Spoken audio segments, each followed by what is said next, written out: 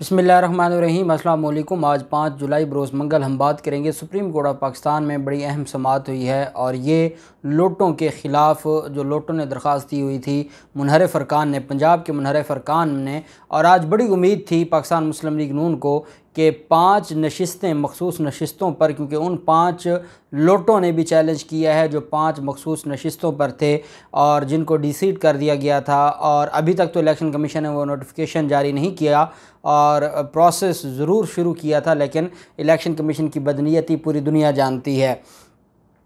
अब supreme court of Pakistan में ये गए थे कि सुप्रीम कोर्ट ऑफ पाकिस्तान से एक तो इनको 5 मखसूस नशिस्तों का जो नोटिफिकेशन है वो रुक जाएगा और इनकी अपील तक वो सस्पेंड हो जाएगा और उनको राइट मिल जाएगा, उनको हक मिल जाएगा। और दूसरा ये है कि उनको ये लगता था कि आज सुप्रीम कोर्ट ऑफ पाकिस्तान जो ज़िमनी इलेक्शन है वो भी रुकवा देगी और जो ऑर्डर है वो सस्पेंड कर देगी इलेक्शन कमीशन का डिसीट होने का, और हमज़ा शहबाज के ये जो वोटर्स हैं जिन्होंने हमज़ा शहबाज को 197 वोट पहले दिलवाए थे, ये आज भी हमज़ा शहबाज के लिए अवेलेबल होंगे। तारीख़ी शिकस्त हुई और जो आज अदालत ने तारीख़ी इनकी छितरोल की है वो इस वजह से कि एक तो बेहयाई की भी हद होती है कि आपने लोटा क्रेसी की, आप लोटे बने और फिर आप अदालतों में खड़े होकर इतने ढीठ होकर जब रिलीफ मांगते हैं तो फिर अदालतों के पास कोई और ऑप्शन नहीं रहती सिवाय इसके कि वो फिर आपको आपकी ज़ुबान में समझाएं, और यही जस्टिस मोहम्मद अली मज़हर साहब और चीफ जस्टिस अमृता बंदयाल साहब ने किया। सुप्रीम कोर्ट ऑफ पाकिस्तान में आज पाकिस्तान तहरीक इंसाफ के जो पंजाब असम्बली के मुनहरिफ अरकान थे उनको पार्टी पॉलिसी के ख़िलाफ़ वोट देने के नुक्ते पर आज अहम समाअत हुई।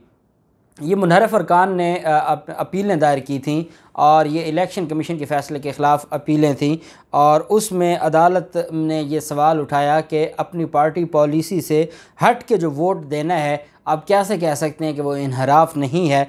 ये अदालत ने आज सवाल उठाया। चीफ जस्टिस साहब का कहना था कि इन्हराफ कोई छोटी बात नहीं है, ये ज़मीर का मामला है। अदालत पहले ही इसे कैंसर करार दे चुकी है। सुप्रीम कोर्ट में पाकिस्तान तहरीक इंसाफ के पंजाब असम्बली के मुनहरिफ अरकान की इलेक्शन कमीशन की नैली के फ़ैसलों के ख़िलाफ़ और डिसीट होने के फ़ैसलों के ख़िलाफ़ अपीलों पर समाअत की। चीफ जस्टिस अमृता बंदयाल साहब की सरबराही में 3 रुकनी बेंच था जो समाअत कर रहा था। मुनहरिफ अरकान के वकील का कहना था कि पाकिस्तान तहरीक इंसाफ ने वज़ीर आला पंजाब के लिए कोई हदायत जारी नहीं की थी। PTI के वज़ीर आला के उम्मीदवार परवेज़ इलाही ने इंतखाब के रोज़ इजलास से बाइकॉट किया था, और क्योंकि पार्लिमानी पार्टी जो पाकिस्तान तहरीक इंसाफ की पार्लिमानी पार्टी है उनकी तरफ से कोई हमें डायरेक्शंस नहीं थी, कुछ नहीं था, इस वजह से हम बिल्कुल बेगुनाह हैं और हमें तो पता ही नहीं था उस दिन, क्योंकि परवेज़ इलाही उठकर चले गए और उन्होंने बाइकॉट किया था। इस वजह से फिर हमने कहा चलें परवेज़ इलाही तो चला गया, अब हम हमज़ा शहबाज को ही क्यों ना वोट दे दें। जस्टिस मोहम्मद अली मज़हर साहब ने रिमार्क्स देते हुए कहा कि पाकिस्तान तहरीक इंसाफ के मेंबर होते हुए आपको शर्म नहीं आती, आपने मुस्लिम लीग नून को वोट दी है। चीफ जस्टिस अमृता बंदयाल साहब ने कहा कि जब आपकी जमात ने इजलास से बाइकॉट किया तो आपने शिरकत क्यों की। सुप्रीम कोर्ट ने कहा कि आर्टिकल 63A की तशरीह में इन्हराफ को हम पहले ही कैंसर करार दे चुके हैं।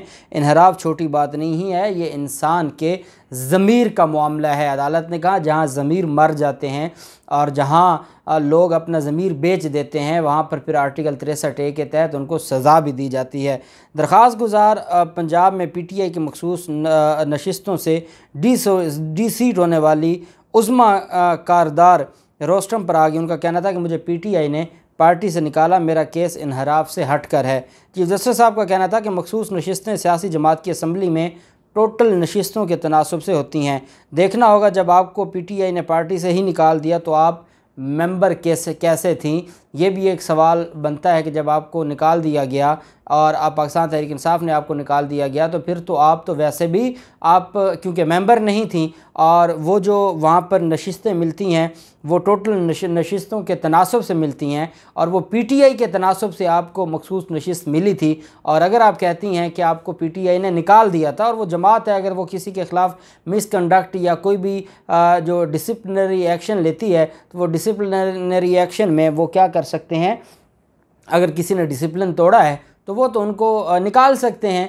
तो जब उन्होंने आपको निकाल दिया तो उसका मतलब है अदालत ने कहा फिर हमने ये देखना है कि ये इस वजह से इस एक खातून उज़्मा की तरफ से ये कहलवाया गया कि चलें किसी का केस थोड़ा सा कहीं नाखून भी फंस जाए ताकि ये हमज़ा शहबाज को कहीं रिलीफ दिलवा सकें या सारे मामले को देख सकें। बहरहाल उज़्मा कारदार का कहना था कि मैंने पीटीआई के लिए खून पसीना लगाकर मेहनत की, आज भी पार्टी की मैं रुकन हूँ, पार्टी की अंदरूनी साजिशों की वजह से मुझे पार्टी से बेदखल किया गया, फिर भी रुकन असम्बली रही, मुझे आर्टिकल 63A ने तहफ़्फ़ुज़ दिया कि मुझ पर इन्हराफ साबित नहीं होता।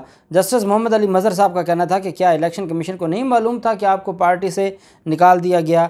उज़्मा किरदार का कहना था कि इलेक्शन कमीशन के सामने तमाम दस्तावेज़ात मौजूद थीं।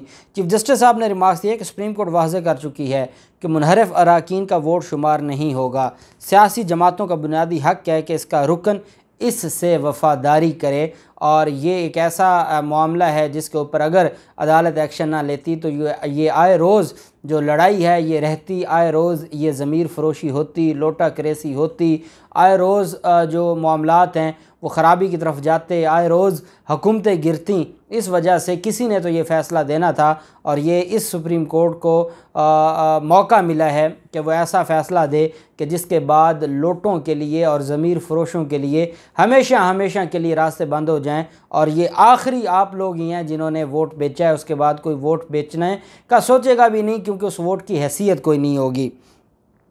चीफ जस्टिस ने बरतानवी वज़ीर-ए-आज़म के ख़िलाफ़ अदम एतमाद का हवाला देते हुए कहा कि आपको मालूम है जो जॉनसन को शिकस्त कहाँ हुई।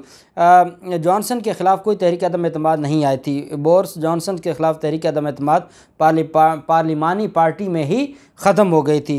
उज़्मा कारदार ने कहा कि पीटीआई में किसी की हिम्मत नहीं कि पार्टी लीडर के ख़िलाफ़ बात कर सके, 1 साल कहते रहे बुज़दार को सपोर्ट करना, जब बात नहीं बनी तो दूसरी तरफ चले गए।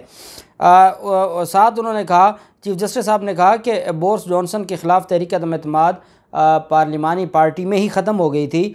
जमात का सरबराह और पार्लिमानी लीडर अलग अलग होते हैं। जमात के सरबराह नहीं पार्लिमानी पार्टी के लीडर की हदायत पर अमल करना होता है। मुनहरफ अराकीन का मामला केस टू केस देखेंगे। सुप्रीम कोर्ट के सामने पार्टी सरबराह की डिक्टेटरशिप का मामला भी है और अदालत इन चीज़ों को भी देखती है और पहले भी देखती आई है, लेकिन असल यहाँ मामला है कि आपने आर्टिकल 63A की खिलाफ वर्जी में हमज़ा शहबाज को वोट दिया है। अगर ये सारा मामला था, आपकी कोई वहाँ पर बात नहीं सुनता था, अगर पार्टी हेड आपकी बात नहीं सुनता था, पार्टी का सरबराह आपकी बात नहीं सुनता था, पार्लिमानी पार्टी का सरबराह आपकी बात नहीं सुनता था, तो फिर आपकी ज़िम्मेदारी बनती थी आप रिज़ाइन कर देते। जब आपको पता था कि 63A मौजूद है और अगर आप किसी और जमात को वोट देंगे तो आपके ख़िलाफ़ 63A की कार्रवाई हो सकती है, तो आपने क्यों 63A का हया नहीं किया? जब आईन पाकिस्तान में एक आर्टिकल आ गया और वो ये कहता है कि ये इस मौके पर कोई भी अपनी पार्टी से हटकर वोट नहीं देगा, तो फिर बताया जाए कि ये क्यों आपने ऐसा किया और क्यों ना आपकी जो सज़ा है वो बरकरार रहे। वकील मुनहरफ अराकीन का कहना था कि अगर पंजाब में ख़वातीन की 5 मखसूस नशिस्तें, 5 नहीं है बेसिकली 3 ख़वातीन की हैं और 2 अक़लियतों की हैं, पर नोटिफिकेशन हो गया तो हमारा केस ही गैर मौसर हो जाएगा और हमें हमारी हैसियत ख़त्म हो जाएगी। वो बेसिकली ये चाहते थे कि जो 5 मखसूस नशिस्तें, पहले तो उनकी कोशिश थी कि हम ज़िमनी इलेक्शन ही रुकवा लें, और पहले उनकी कोशिश थी कि इलेक्शन कमीशन का जो फ़ैसला है अदालत उस पर स्टे ऑर्डर जारी कर दे, और उसके स्टे ऑर्डर जारी होगा तो जो हमारी सीटों पर ज़िमनी इलेक्शन होने जा रहा है वो भी रुक जाएगा। जब उनकी दाल यहाँ पे न गली और बार बार अदालत ने उनको एक बात बताई कि आपने अपनी पार्टी के साथ बेवफाई की है और बेवफाई आइनी कैंसर है, इस वजह से आपको रिलीफ़ नहीं मिल सकता, या आपकी जो बात जिस तरीके से आप कह रहे हैं ये सुनने जाने वाली नहीं है। जब ये सारी बात अदालत की तरफ से आई तो उस पर फिर इन्होंने यू टर्न लिया और कहा कि चलें जो 5 मखसूस नशिस्तें हैं उसमें अगर नोटिफिकेशन रोका जा सकता है तो जनाब वो रोक दें, क्योंकि अगर वो नोटिफिकेशन जारी हो गया तो हमारा केस ही गैर मौसर हो जाएगा और हमारा केस ख़त्म हो जाएगा। ये चाहते थे कि इलेक्शन कमीशन तो पहले ही उन मखसूस नशिस्तों पर नोटिफिकेशन जारी नहीं कर रहा, इलेक्शन कमीशन इस इंतज़ार में है कि कोई बेंच बन जाए। अब कायम मुकाम जो चीफ जस्टिस हैं लाहौर हाई कोर्ट के मलिक शहजाद साहब, वो कोई डिवीज़न बेंच बनाएं, वो मुस्लिम लीग नून की दरख्वास्त सुने, मुस्लिम लीग नून की दरख्वास्त पर सिंगल बेंच का फ़ैसला सस्पेंड हो, चाहे वो हफ्ते 10 दिन के लिए ही हो, कम अज़ कम जो मामला है और वो 22 जुलाई का है वो कम अज़ कम निकल जाए और उसके बाद फिर चाहे अदालत नून लीग की दरख्वास्त खारिज कर दे और 5 मखसूस नशिस्तों पर दोबारा जो नोटिफिकेशन है वो जारी होता रहे, फिर उसकी हैसियत ख़त्म हो जाएगी।